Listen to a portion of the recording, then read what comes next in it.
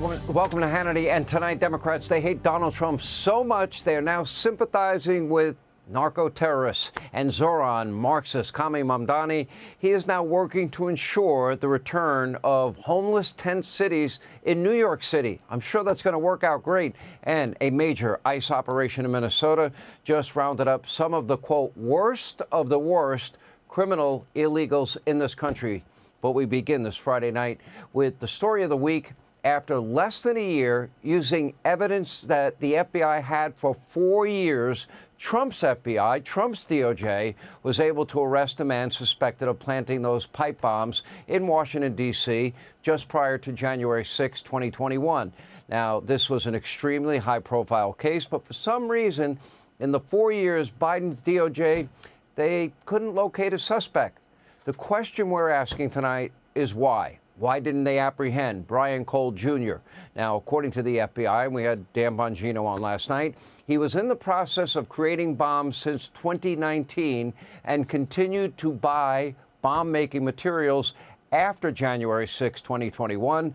But as one savvy ex-account pointed out, as the investigation was unfolding at Biden's DOJ, this was the narrative on MSDNC and across the state-run legacy media mob. You decide. Take a look.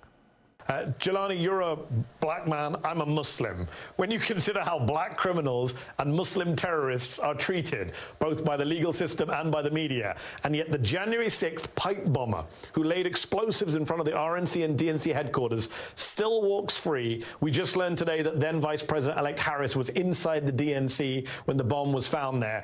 We still don't take domestic terrorism of the far-right white variety seriously in this country, do we? No, we don't.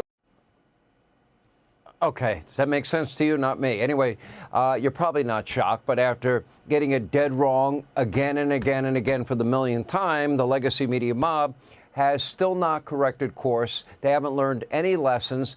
You know, the latest hoax about Pete Hegseth, debunked. Now this hoax, debunked.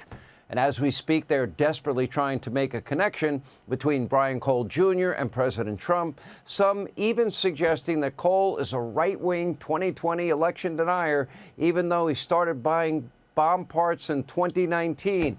And then there's Fake Jake over at Fake News, CNN, exactly where he belongs, who gleefully referred to Brian Cole Jr. as a white man. You decide. Take a look.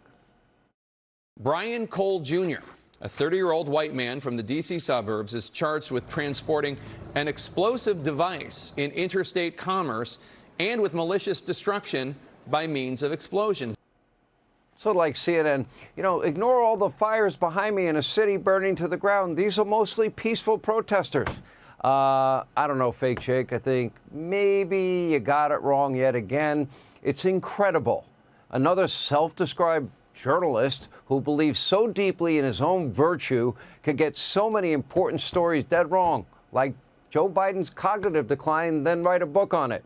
Now, speaking of Democrats who are often wrong but never in doubt, Congressman Dan Goldman joined Circle Back Jen Psaki on MSDNC to commemorate the arrest of Brian Cole Jr.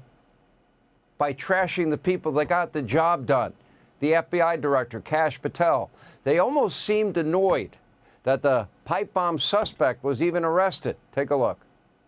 Do you have any belief or view that there was anything mishandled by the Biden administration while this investigation was ongoing? I don't even think their allegations are anything was mishandled. It's just the unfortunate reality is that this Department of Justice cannot help but make everything political. It's terrific if they got the pipe bomber. Excellent investigative work. They should be proud of that. But why does it have anything to do with Joe Biden? Why is everything chest thumping and this and that and that? Just do your job. They're so focused on the politics of everything. They're not focused on the safety and security of the American people. And that is what is missing. That's what we're losing through this dreadful FBI. No question about it. Biden's FBI, Biden's DOJ failed.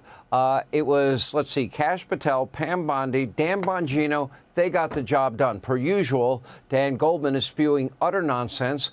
Federal arrests, look at this, they're up a whopping 86%. Violent crime down to one of the lowest rates in modern American history. It is amazing what can actually be done when you purge bureaucrats who politicize and weaponize justice. They spend an awful lot of time, money, energy, resources going after Donald Trump and people around him.